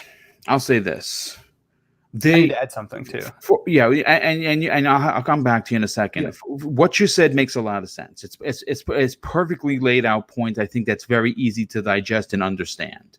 But there would be several of these IPs that at some point or another you would lock behind the Xbox platform, and Batman would be one of them. It would be a great way to counter what Sony has done with, of course, Spider-Man. And there isn't any better company than Rocksteady to be able to say, okay, guys, listen, you guys have been stuck trying to make a Justice League game or a Superman game or the new Batman game. This is what we're going to do. We're going to give you a bunch of money. You're going to take as long as you need to make the next game. And working for Microsoft would give them not only financial security, because we don't know we don't know how big or small Rocksteady is. I mean, they're sizable, but they're not the biggest biggest developer out there. But to be added to Microsoft's first party, to give them the time that they need to make another Batman game like the ones that they've made before, would be tremendous. Not only for, of course, the brand, but the people, again, you would give people a reason to potentially want to come to your platform. Now, again, whether that means buy a console, whether that means play on PC, you're still buying the software, so it doesn't matter. Or you're buying the service in Game Pass, or you're using xCloud and playing it that way. It wouldn't matter, but you would be playing the game, and somehow or another you'd be paying Microsoft. You times that $15 a month, or $60 per game, or $500 or $300 for the console, Microsoft is still making money, and they would make money hand over fist. So continue your point. Yeah, no, I absolutely agree. Like any way that they cut it, they're going to make money. And even if they made all of the Warner Brother franchises third party, even Batman, they made all of them, first party. Or third party, they're still going to make oodles of money, because just imagine all of the people that are going to go and sign up for Game Pass, because all of those games are going to come to Game Pass day and date. And that is a huge motivator for people to jump onto that service or to jump onto xCloud in the future. Even if they are a PlayStation owner, everyone has a smartphone, and so that's just a huge contributing factor to them doing that. And the whole conversation is, yes, Sony has Spider-Man. And Spider-Man is huge, right? But if Xbox did do this, they wouldn't just be getting Batman. They would be getting Wonder Woman. They'd be getting Superman. They'd be getting all of the DC characters, which is something that Sony doesn't have. The equivalent of that for Sony would be if they said, hey, Marvel, let us make all, Marvel hero games, from this point on, which is something they don't have. Sony only has one superhero. If Xbox did this, they would have the entire line of DC characters, unless some of those characters are licensed out to other studios. I do want to stop you there, because I think this would be huge and all. But we also have to take into account that they're just, from what we know, they're just selling the studios. Sure. These licenses are not coming with them. That's what this, and so what WB has seen is they like the Marvel approach of, oh, what if we just license these out and we make sure we have a small little division that makes sure that these games are going to the right homes, right? So I know we'll get the pad out here. We'll start jumping on the mat. We'll start jumping to conclusions, but I do want to say this. It's a huge move if they get those studios alone. It just kills the argument of Xbox has no games. Xbox has those studios that matter type of bullshit nonsense we hear all the time. It ends right there. Now, if they're able to acquire said licenses, yes, that is I'll say this in regards to your point, Joe. You do bring up an excellent point in regards to, well, do they get the licenses? You see, remember, they're asking for $4 billion for this investment. Okay. Yeah. And I am sure that in this 800-page contract that potentially Microsoft is going to sign on the dotted line, there could be something in the contract that says that, yes, a part of this $4 billion deal would be that they're licensing out the IPs, and that very might well be the case as well. It's like, with this $400 billion team, also understand how big each one of these teams are. So, like, we're talking about Rocksteady, we were also talking about WB Montreal, we're also talking about NetherRealm, we're talking about the Harry Potter studios that no one cares about. We're at TT Games, like we're and then whatever the Lego licenses are gonna look like we're dealing with a lot of moving parts, where if you look at like the Sony acquisition of Insomniac was $200 million, and that studio was relatively small. And then was infused with cash to invest in. So there's a lot of moving parts, and I'm not going to pretend to be an investor of what that means. But with the options given, this gives Microsoft, again, that mic drop moment, that changes things. Yeah. It also gets people nervous in terms of what's going to happen. But Zemi, I do like your approach, and it makes the most sense. Oftentimes we take a look at, and it's a narrative that I try to defeat a lot of, Xbox is owned by Microsoft. It's $1 trillion company. Ergo, it has all the money to have. No, Microsoft. And I was about to actually just touch on that. Yeah. Microsoft gets an allowance. So it's how much of an allowance does Satya Nadella give to Phil Spencer in order to go out there and purchase said studio, and what impact does that have even on Microsoft's infrastructure, when in terms of, we'll give you this $4 billion, but we need to see X amount of revenue in this amount of time. And at the same exact time, well, that means you got to launch your console at this price if we're going to give you this money. Right. Absolutely. So it's kind of a Jetsons situation here. It's more of an allowance than anything. And with that said as well, that also gives me the feeling that What we're going to see is a Minecraft approach where Microsoft wants to maximize that dollar, wants to maximize that IP. Not to mention, WB is a different company than Marvel, so there might be a clause in there going, "Hey, these games have to be non-exclusive. We want to see the most bang for our buck here." So again, there's a lot of like red in the ledger here that needs to be cleared up, and we will know in the months to come. But with that said, seeing a Minecraft approach makes a lot of sense to make the most money now. And even if Batman's not an exclusive, right? And it's still a huge deal for the fact that on one platform you have to pay $60 for Batman. On the other, you pay $15 a month, right? Yeah. Or $9. Good point. Yeah. It's day and date. It adds more incentive to the service. That is, again, we lose base on this when we touch about the consoles. Consoles are short term. Game Pass is forever. Game Pass is Microsoft, is Xbox at this point.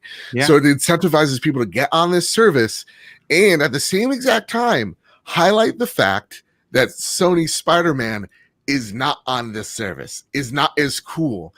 And that might incentivize Marvel.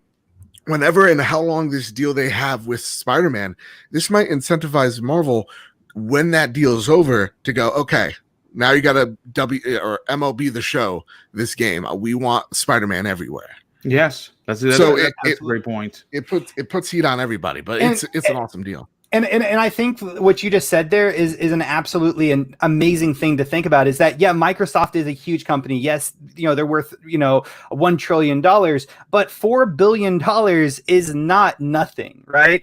And there are multiple divisions at Microsoft, and Xbox is one of those divisions, right? And so Phil Spencer is going to have to go up into a meeting, into a boardroom, and talk to Satya Nadella and ask for $4 billion, but also ask for more funding to support those studios while they're operating until they release games, right?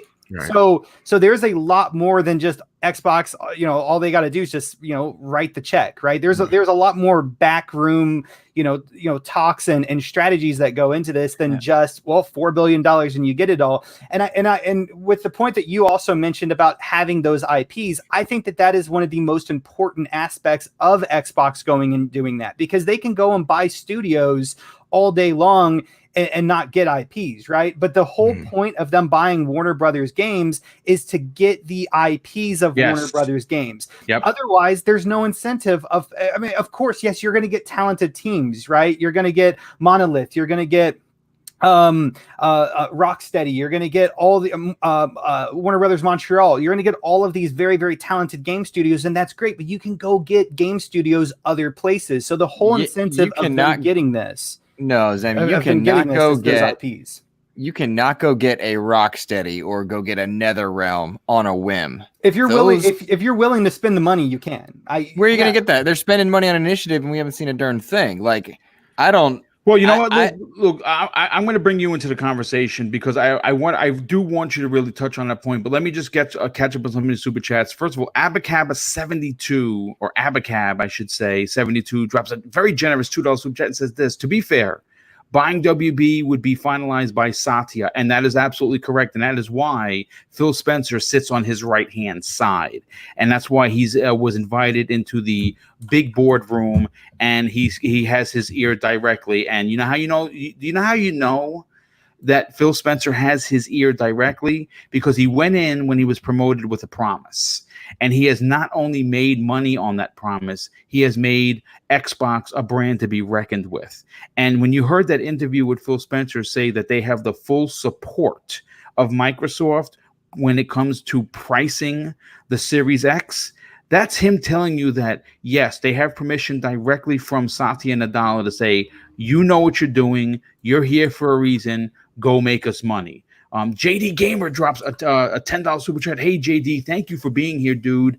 He's also someone that donates generously to Double Barrel Gaming. He says this: the only way that the WB Studio acquisition makes sense, if included with that $4 billion, includes the unlimited permanent Batman games license and other WB characters, and outright purchase of Mortal Kombat IP. And I believe that is probably in that contract, because like I said, I think it was Mr. Babbitt was saying it makes no sense to go out and buy the developers without having the IPs.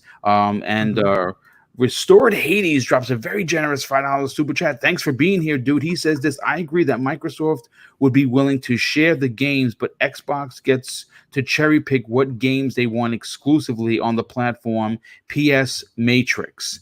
And that's a great point. And we have another super chat that just came in from a Restored Hades. Once again, shows his generosity with an additional $2 super chat and says, "Why not just buy Warner Brothers completely? Because that was already done by AT&T, and that's why we're getting the Snyder Cut and finally good DC movies because they're running the show." Sin Vendetta drops a very generous additional. My God, dude, your generosity has no equal. He drops an additional $5 super chat and says this: "Mr. Badbit, be careful on what you say about Harry Potter, with a few Harry Potter heads being in the chat." And I agree. You have to be respectful. I very, very much agree with that. You know what? I will take back what I said about Harry Potter being for nerds, being lame, being the West Wing of magic. Oh my! All you gotta do is just say sorry. Just say sorry. Just say sorry. I will use better words next time. I definitely regret using some of the verbiage I have used to describe some Harry Potter fans. Listen, you know what? Let me just stop you. Zippity zoop. Is that an apology for you guys? That's a good enough apology. JD Gamer drops an additional $10 super chat and says the studios aren't worth $4 billion, but the studios with unlimited game licenses for DC and WB character is worth $4 billion. DC was bought for less than $4 billion, and this move would make Xbox, the XSX, a must-buy system. Absolutely. JD Gamer, when they weren't in the best position. The same with Marvel, was bought at wholesale as well for relatively cheap. So that to me, that comparison is a bit apples to oranges. I'll take that. I mean, listen, even compared to like Marvel right now, DC is not even close to where Marvel is. And sure, but they're still in a way better position than they were back in when did they get bought out? Mid 2000s, maybe I late. believe so. Yeah. So they're still in a way better position because they've been infused with so much cash. Well, yeah, I agree. But Luke, listen, this is one of those topics that is the suitcases are really high, and we have to unpack this in a way that makes sense for a podcast. So for you personally, looking at the companies potentially involved that have been rumored, and they're four big ones, and they're probably the only four big ones that even could be in the conversation when you talk about gaming. Microsoft is in the best position to make this happen. I'm not saying that the other three companies are not in the conversation. I'm not saying that. I'm saying that Microsoft, from a financial position of power, leads the charge. But more importantly, the importance of a deal this large and scope is tremendous. But when you look at the finite of it, getting these studios and these IPs to be in your service that you're trying to sell to 2 billion gamers would be the exclamation point that they need to make. What are your thoughts on this? Well, there's a lot of value in those studios for any number of reasons. If they're bringing in talent of that quality, NetherRealm and Rocksteady are near unrivaled. Perhaps they're on the caliber of Rockstar in what they do. Yes. In what they do, they are unrivaled. Rocksteady has never made a bad game.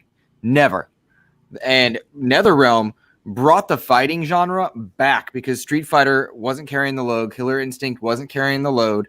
NetherRealm brought that to the forefront and created a second powerhouse fighting game franchise in Injustice.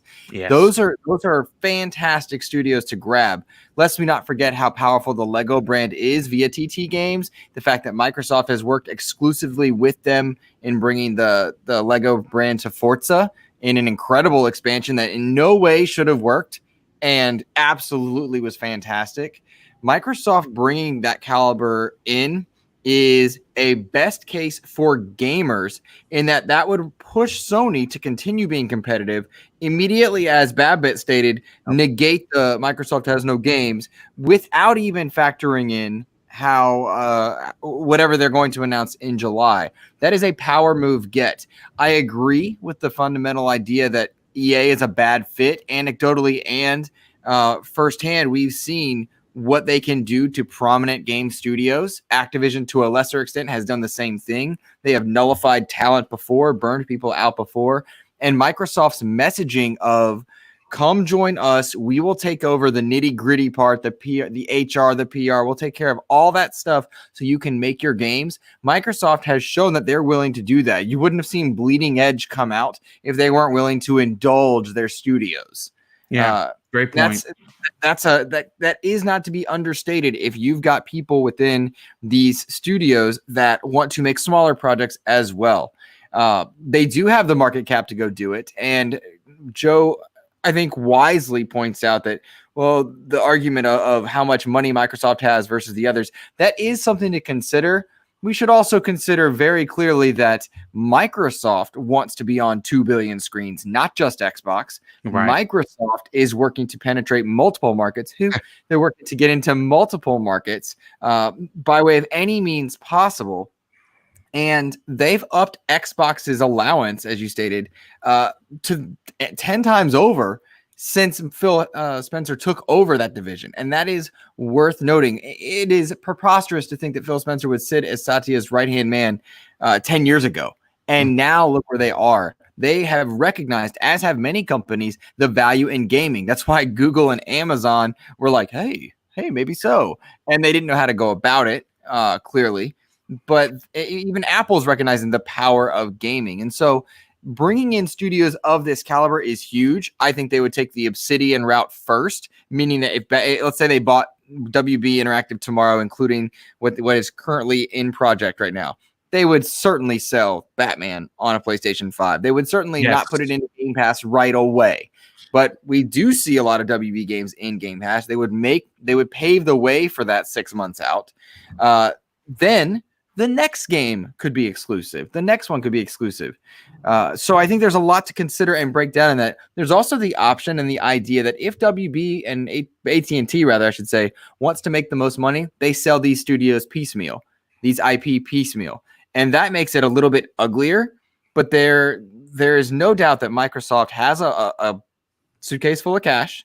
They've got a reason to invest in these studios because the namesake alone adds credibility to Game Pass, adds credibility to their stuff. And if I could just elaborate on one thing too, Luke, if you don't mind. I don't think Phil Spencer is Satya's right hand man. I like to picture Phil sitting on Satya's lap. Yeah. It's like whispering in his ear.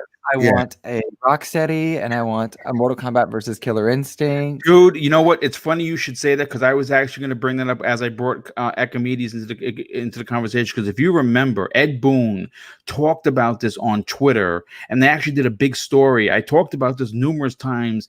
He said, and this is coming from Ed Boon, that he would absolutely drop everything he was doing. Those are his words, to make Mortal Kombat versus Killer Instinct. Now, if they do acquire WB, could you imagine if that happened?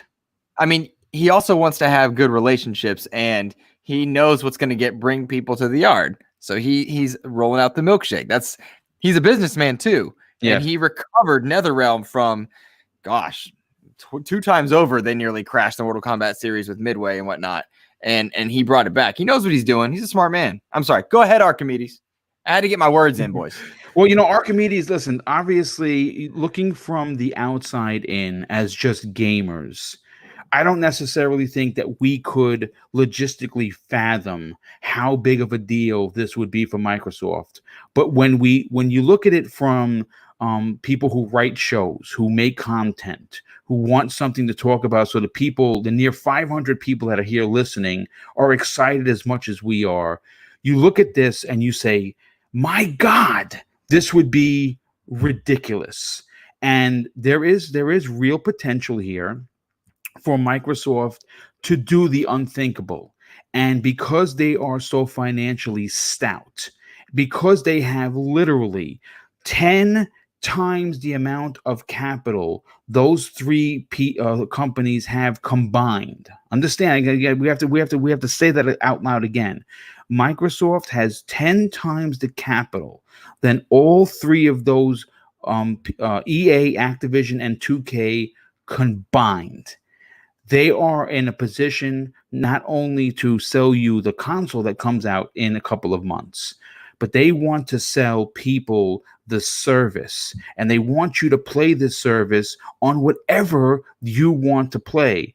And for $15 a month, not only would they be adding a ridiculous amount of IPs to their lineup, but the studios that would come in tow with a deal this big are some of the best studios in gaming. For you personally, do you want to see this happen? But more importantly, do you think it can? The first question I have to answer with yes, and the second one with no. It would be a fantastic deal if that happens. It is what Microsoft is missing right now is this worldwide, well-known brand outside of Halo. Yeah, even Forza is. I don't think Forza is that franchise. And they need that Spider-Man for them, and Batman would definitely have that impact, yeah, on the Xbox brand. It would be awesome, and it's also one of my all-time favorite gaming franchises. To see that under this umbrella would be really cool. But I am not sure. Sammy, Badbit, even Luke, they had also many great arguments. And you know what? Why don't you do this? What is your counter argument? Exactly. I have to mix arguments from Sammy, Badbit, and Luke together because they already touched on a lot of things. The main thing is, what is Microsoft buying? Are they buying the IP or the studios? Well, I believe being a lot of the stuff that I read, it would be the IPs as well, meaning that the licensing would come over in the deal. That's what they want. They don't, and I really believe they don't want the studios in one thing, because there are hundreds of people in there.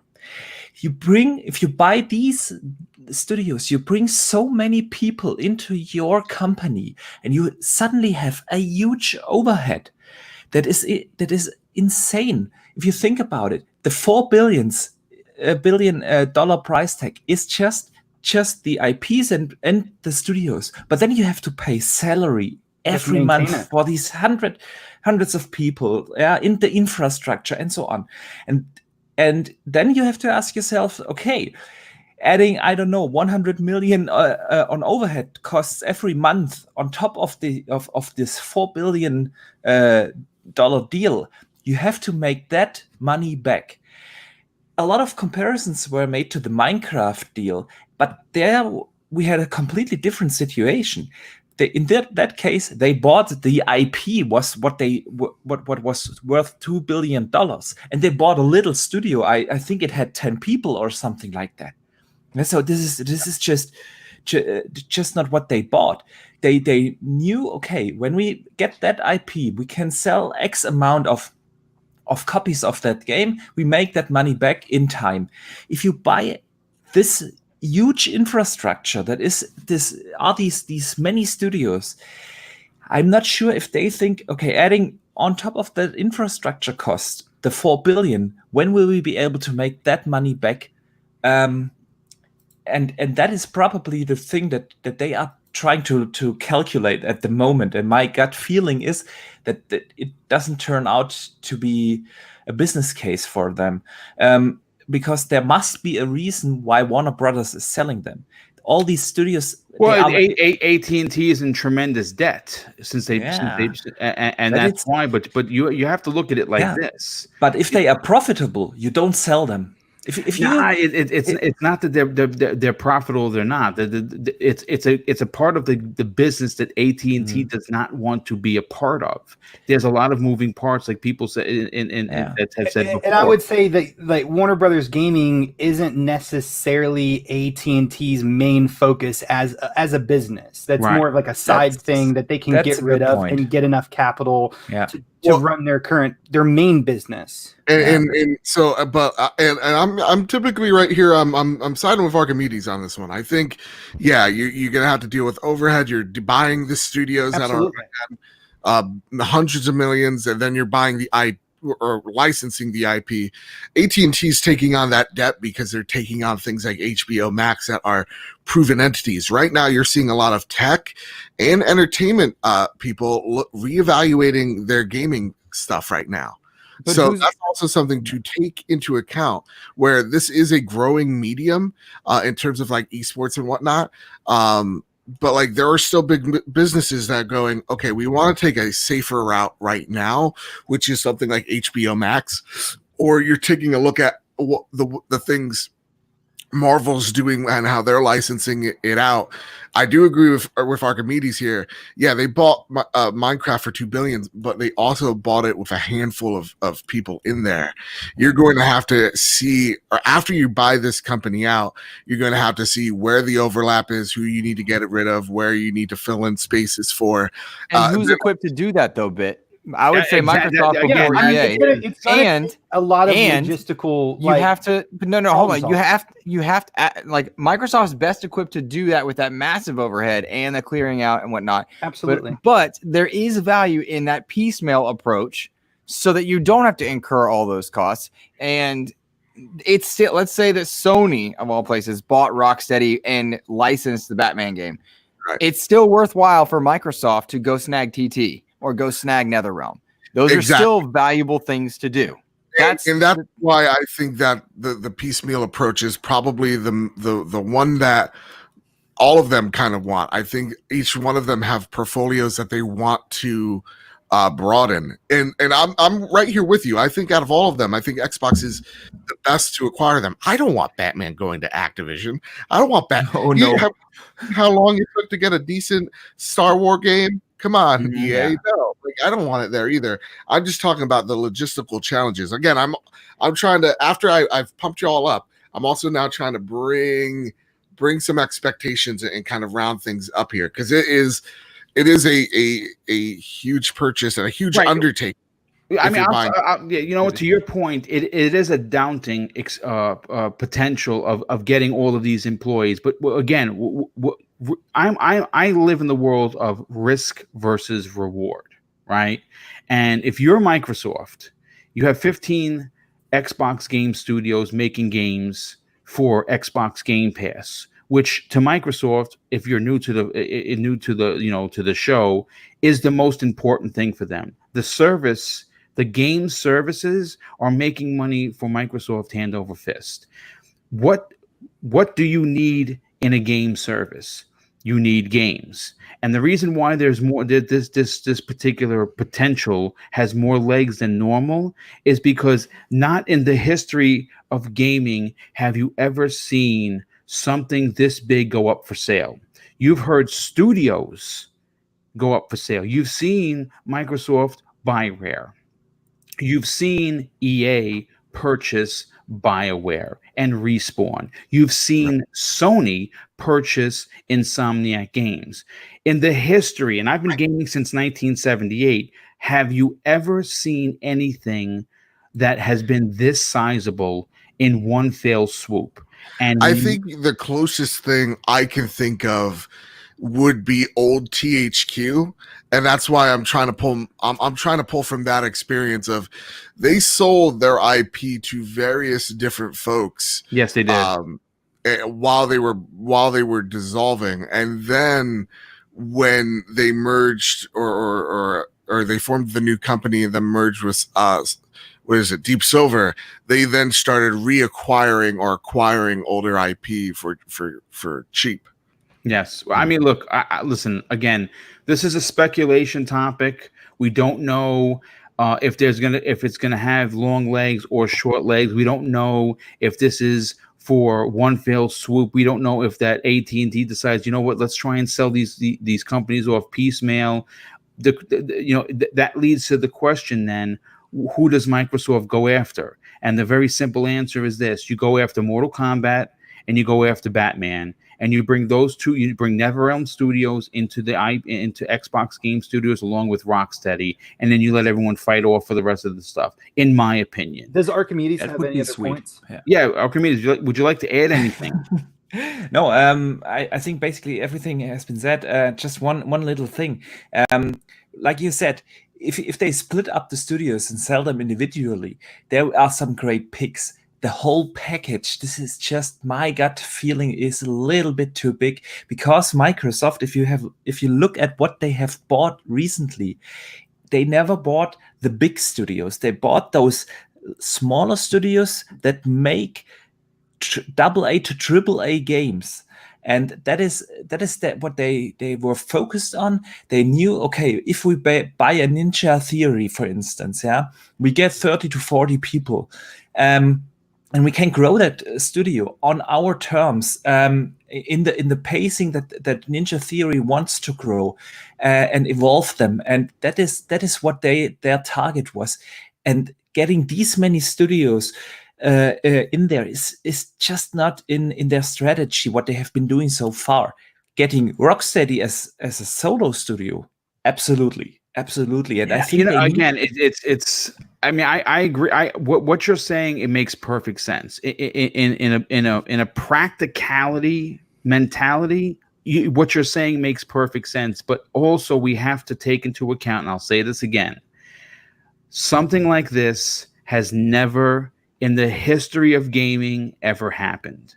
And again, Microsoft is in a position now where they are looking to get people from many different platforms: mobile, home console, on the go, PC.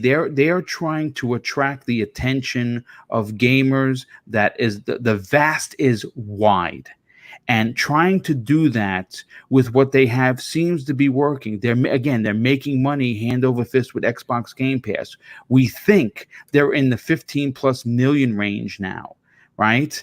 And if that in fact is the case, that's $15 per month times 15 million people. If you're paying, like, I'm paid up until the end of 2022, so I'm good to go.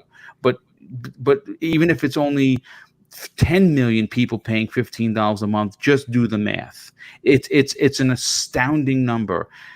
What do you need to do to increase that? What do you need to do to double from 15 million to 30? Because what we're going to talk about in tomorrow's show, and Microsoft has been quoted in saying so, they want to be Netflix from 5 or 6 years ago. Absolutely. And how do you do that?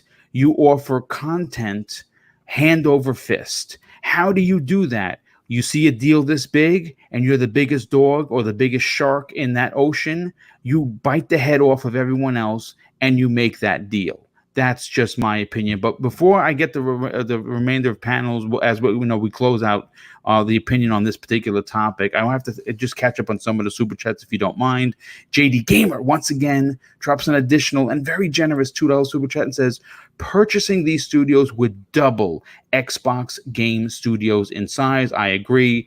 The friendly neighborhood Blue Shell. First of all, thanks so much for being here, dude. And also, thank you for your outstanding, generous $20 super chat. And he says this with a Batman logo. Microsoft should get WB Games and license just to prevent Batman and Mortal Kombat games from being excluded from the platform. Microsoft can keep games multi-plat if they must. That is a great point. And you know something, to be honest, they probably would take that approach. Like someone said in the opening, the Minecraft approach is great because they make money from everywhere. And when you make money from everywhere, your investment gets paid off quicker. Your stockholders smile and your board members are now popping the bubbly. JD Gamer, again, dude, shows his outstanding amazing generosity with another $5 super chat. Thank you, JD. He says the last big purchase Phil suggested made Microsoft $1 billion in the form of Minecraft moneymaker. So Satya will be listening, and I agree. I think that if Phil goes in there and paints a picture of money to come in from every angle, then he's going to make that move. Pixel Bit G drops an additional $2 super chat. For $2, he says, "Watch the Killer Instinct slander."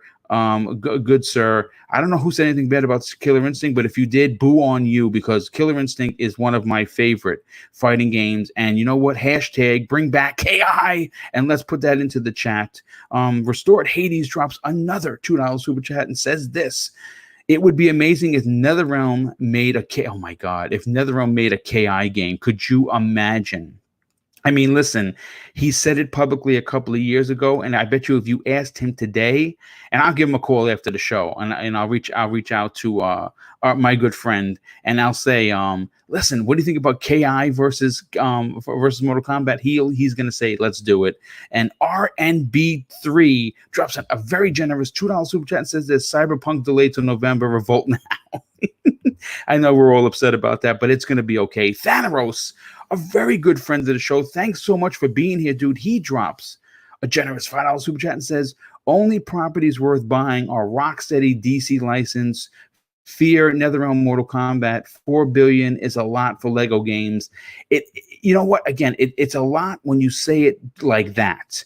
But when you look at what Lego games, first of all, look, maybe Lego games, they don't have the same selling power as they did, let's say, 5 years ago.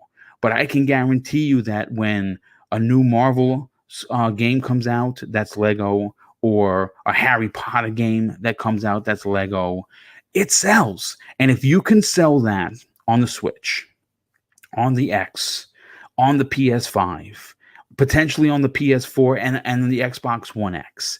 And then you can have people buying it on mobile, and you have people buying it on PC. You are making money on an IP that a lot of people love. TT Games is our master craftsman at what they do, and they would be a tremendous, to me, again, folks, I understand one is more than the other, but TT Games, for what they have done, have been as impressive, potentially equally impressive, as what Mojang has done with Minecraft. Now, if you want to boo me for that, so be it. But I'm just saying that they both make great games. And right now, Microsoft needs games to sell you that Game Pass subscription, and this would be a great way to do it. Now, look, obviously, we only have 9 minutes left of the show. So what I want to do is I just want to get everyone's closing remarks on this monster topic, and the other topics we didn't get to, we'll either bring back early next week or Thursdays on Thursdays, Xbox Factor podcast for next week. And I'll start with Zemi Games. Zemi Games, in closing, anything you'd like to add to this? Yeah, I guess like just the final thing is that I definitely acknowledge what Archimedes is saying, and he makes some very, very amazing points. And that's definitely a major reason that I'm sure that they would be discussing in the boardroom of, why, of a possible negative of acquiring all these studios. But at the same time, this isn't the first time that Xbox has been presented a challenge, and it's not, and it wouldn't be the first time that they have absolutely knocked that challenge out of the park. 2013, terrible year for Xbox. They'd made all the right moves, and they brought the console to where it is now, leading into the next generation, strong as ever, right? Whenever they were going on that buying spree, buying all of those companies back to back to back, that did take a lot of logistics and a lot of organization to get all those studios where they needed to be, and much less to hire for all these studios. So they have more experience probably than any of the other buyers that are looking to acquire these studios from Warner Brothers. They have the most experience in, organizing the logistics of having multiple studios, and they have the most money. So I don't think it's as big of a deterrent as Archimedes does, but I definitely understand where he's coming from with that. Okay, great point. And Luke, why don't you close out today's outstanding and very opinionated show? In closing, how do you think Microsoft approaches this?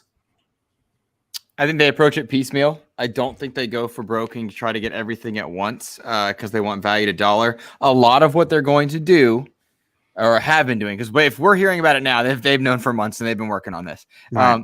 But a lot of their strategy greatly depends on the stuff that we don't know. And that's what games they have in queue right now. Yes. If they already, let's say they have a Black Panther game, right? Because that character has not been used in a video game and has a lot of gameplay options that would be similar to Spider-Man and Batman and have a lot of versatility. If they were making that game and they saw its progress, they might be less incentivized to seek out a Batman or a replacement, right? So they could have stuff in queue that we don't know about that would change their strategy. And a lot of it depends upon that.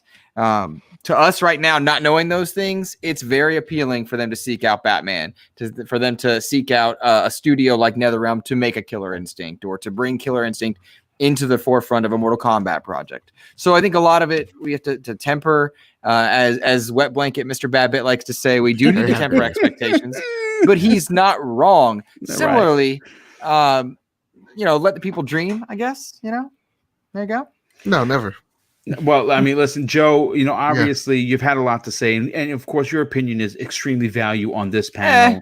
And, okay, I mean, maybe not to everybody, but you can. What I like about your opinions is that you don't completely poo-poo someone's ideology, but you find a way to go from both points. So closing out this particular topic, what would you like to add if you didn't already add your 2 cents?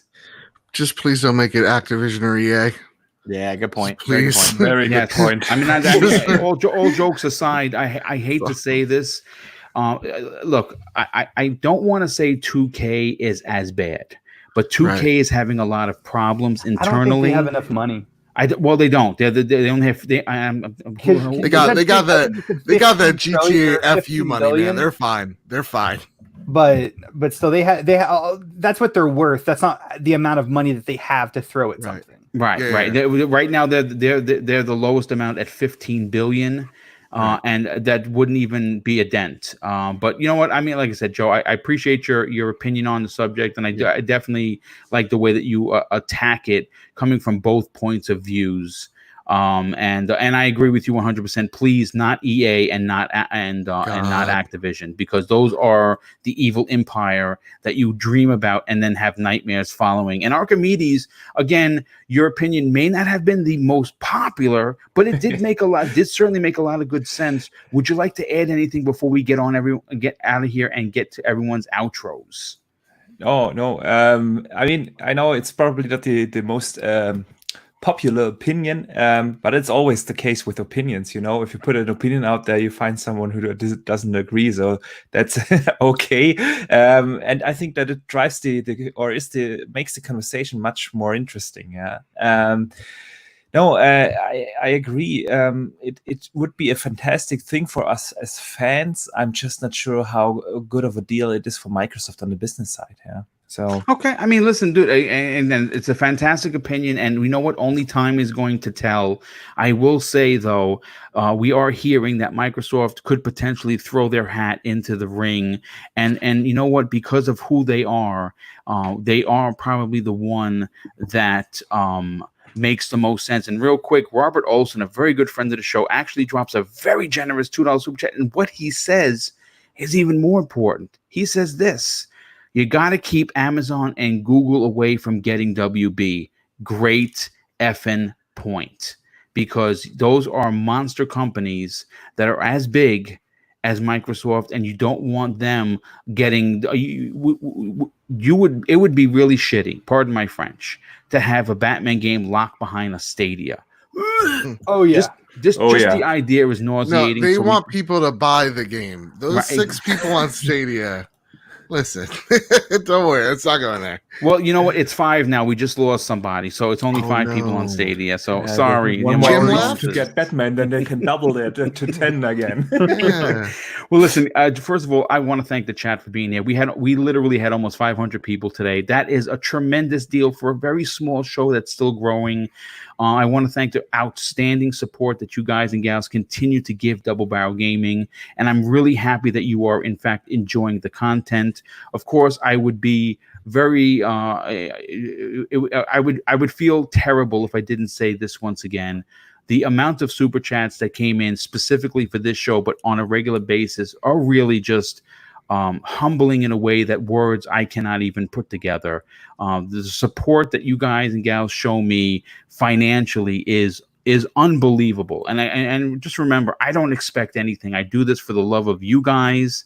I love this community. I love gaming. I love talking about it. I love writing this stuff. I love staying up late to put my thoughts to, I would say pen to paper, but it's more like finger to keyboard now, and put these shows together. And it is become as important to me as actually picking up a controller. I do them equally and sometimes more so with the writing. So thank you so much for the undying support. And of course, I couldn't run a show without having an amazing panel of not only incredible community members, but at their core, die-hard gamers. And we'll start with the outro. Zemi Games, I want to thank you so much for being here. Obviously, I say this all the time, and I will continue to say it. Adding you to this program has been one of the highlights of Xbox Factor podcast since its inception. And you bring a lot to the table, and I love having you a part of the panel. Do me a favor, dude. Tell everyone where they can follow you on social media. Check out your latest works of art in the food culinary, and also check out your YouTube channel. Well, Boom, thank you so much, man. I appreciate being on this show every single week. It's fantastic. I mean, we only covered 2 topics, and it just flew by, and it was a ton of fun, and everyone had amazing opinions. It's just a fantastic show. So thank you so much. Yeah, if you guys want to, definitely check out my YouTube channel. It's called Zimi Games. I upload a bunch of gaming related content, gaming news, reviews, tutorials, unboxings, let's plays, just everything. I actually just recently released a video about console wars and some of my thoughts on, console wars and I don't know, it's more of like a rant video. So if that's your kind of thing, if you enjoy console wars, definitely go check out that video. And then also, you guys can follow me on Twitter at Zimi Games. My DMs are always open. So if you heard something on today's show that you liked, or maybe you heard something that you didn't like, always feel free to send me a DM. I love interacting with the community and talking to you guys. So feel free to do that. And then also, I post food pics and all sorts of other, gaming related stuff on my Twitter as well. So definitely give me a follow on Twitter. And yep, that's pretty much it. Thank you so much, Boom. Well, thanks for being here. And of course, not to be outdone, the friendly neighborhood Blue Shell drops an additional and extremely generous $10 super chat. And he says this Batman exclusive to Stadia or made by EA, Activision with a bunch of purple devils. Just imagine. That man paid a lot of money to get booed. Yes. And I will say one thing. It will definitely, if that ever happened, that would definitely break a record on how many microtransactions can be shoved into a game. You know what? You are absolutely correct. So let's hope that doesn't happen. Luke, obviously, I want to thank you for becoming a regular part of this Thursday program. Really love what you bring, not only to this show, but how you handle yourself as a very vocal community member. And I think that we need more people like you, certainly making the rounds in this community. And of course, you have an incredible show called the Xbox Expansion Pass that I think more people need to get their ears and eyes onto. So do me a favor, dude. Tell everyone they can check out that show, but more importantly, interact with you on social media. Yeah, real talk chat. I am close to several milestones on the podcast and Twitter side, and it would mean the world if anybody would be willing to go check those things out. The Xbox Expansion Pass is a weekly podcast where I analytically approach the news of the week as it pertains to Xbox. And I often have on guests from around the industry to talk about their upcoming games or games they've recently put out, studio heads, CEOs, try to get anybody in there that I can to discuss the world of gaming. And that's the Xbox Expansion Pass on all podcast services. And on Twitter, I'm approaching 3,000, which is really kind of cool. You can find me there at Insipid Ghost. And anybody that's willing, it would mean the world. So thank you. Well, you're definitely one to follow, and you're certainly definitely one to listen to, because your skills in podcasting, more specifically interviewing, are absolutely fantastic. And more people certainly need to check out some of the industry people you've rubbed elbows with. They would be quite impressed, because I certainly am. And our very good friend, Mr. Badbit, again, when I talk about this young and upcoming YouTube star, I like to mention the Please, first thing. star is too much. Celebrity. Well, let's say celebrity. Let's say celebrity. What the first thing that comes to mind is community, only because of the way he handles himself. And this is, you have to remember, for the most part, most people think of the Sony community as being only toxic, and that is very far from the truth. There are several very good friends of mine that are a part of the PlayStation community. And one of those people is, in fact, Mr. Badbit. And not only does he have the trophy room for the gamers, by the gamers, but he also is someone that is constantly on social media talking about just the fun part of gaming. Do me a favor, Joe, tell everyone where they can check out your outstanding program, your incredible YouTube channel, and more importantly, interact with you on social media. Let's do the social media one first. That one's always easier. You can find me over at Twitter at Mr. Badbit, where I am running on 3 hours of sleep, and it definitely shows. I'm going to take a nap after this. It's going to be amazing. Mr. Badbit, we are 46 followers away from 1,000. And when we hit 1,000, you know what happens? Absolutely nothing. It's just 4 numbers instead of 3.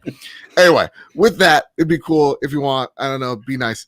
Go over to youtube.com /badbit. Go to Badbit Games on YouTube, where I talk about all things game news, reviews, and unboxings. The next video will be my Last of Us Part 2 LE Edition unboxing on Friday. And then we're going to get back to the regular schedule programming next week. So that's Badbit Games over there, YouTube. And lastly, but not leastly, my favorite thing I like to do, called The Trophy Room, a PlayStation podcast made by the players for the players. This week is the biggest episode, the longest episode we've ever done. We talk about Miles Morales, Spider-Man. We talk about the PlayStation 5 price, talk about our thoughts of that big old console. And then we also have a nice interview with our good friend Brock McLaughlin, where we review The Last of Us Part 2. So that's all there at Badbit Games and Trophy Room on iTunes, Google Play, wherever you get your podcast services. Look us up. Yeah, there you go. Well, you won't find it on Stadia. I will tell you that. No Stadia. And you know what? Last and in no way least, he has not only become a fan favorite for me personally. I think that his interaction with the community is second to nobody, but also his skills as a content creator are growing on a daily basis. I think his channel certainly needs more subs. I have been a subscriber for quite some time, and I think that he is an up-and-coming rising star in the YouTube world. I'm happy to have him a part of this podcast. Do me a favor, Archimedes, tell everyone where they can check you out on social media, but more importantly, check out some of your outstanding content on your very awesome YouTube channel. Yeah, well, I'll start with the YouTube channel. On the contrary to Joe, you can find my YouTube channel. Just search for Boxenberger or Archimedes. You should be able to find it. I put up about 1 video per week, which is only about 5 to 10 minutes long, and I always cover some of the important topics of the video game industry in there. Yesterday, I put one up. Guessing and analyzing the possible release dates and price of the new consoles. So if you are interested in this kind of content, please check it out. My channel just passed the 250 subs. I know it's not big, but for me it's a big deal, and I want to say thank you for Congratulations, dude. That's awesome. Thank you. We all start out with 1 sub, dude. You got to remember. I want first of all, it doesn't matter your content, it's how many people respect the work that you do, and we all do respect certainly what you bring to the table. So congratulations on 250, dude. Thank you so much. Yeah, and you can also find me on Twitter at Boxenberger. I always discuss the latest in gaming. My DMs are open, so if you want to talk about games, just hit me up. Well, good. Thanks again, dude. And we look forward to having each one of you guys back next week to talk about what potentially could be some really groundbreaking stuff. I mean, we're expecting a July show announcement date very soon from Microsoft. We don't know what's going to happen with the WB situation. We don't know what's going to happen with whatever Microsoft is going to be doing. We're going to be here to talk about it. And of course, I want to thank everyone for being here. Obviously, you power the show with your comments. You power the show with you being in the chat. And I want to thank you for always supporting Double Barrel Gaming. And I'm going to close out the show with something that, again, some people may find lame, but it made me a better person, and something that my dad taught me when I was a kid. And he used to say 2 things that I think are more important now than they've ever been. Treat others how you want to be treated, and it doesn't cost anything to be nice. You live by those rules, and I can guarantee you're going to have an awesome day. So take care, everyone, and we'll see you next week on the newest episode of Xbox Factor Podcast. Take care, everybody.